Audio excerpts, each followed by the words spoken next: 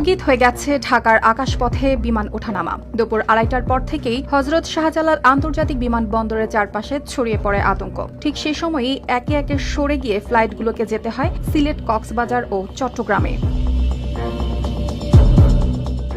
এদিকে শনিবার সন্ধ্যা পর্যন্ত বিমানবন্দরের কার্গো ভিলেজ এলাকায় আগুন রাজধানীর কয়েক কিলোমিটার দূর থেকেও ধোঁয়ার কুণ্ডলী আকারে দেখা গেছে।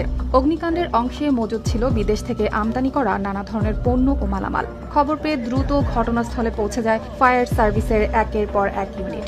সবশেষে জানা যায় আগুন নিয়ন্ত্রণে কাজ করছে ফায়ার সার্ভিসের 36টি ইউনিট। আগুনের তাপ এমন ছিল যে আশেপাশের অংশ বিপদসীমায় চলে যায়।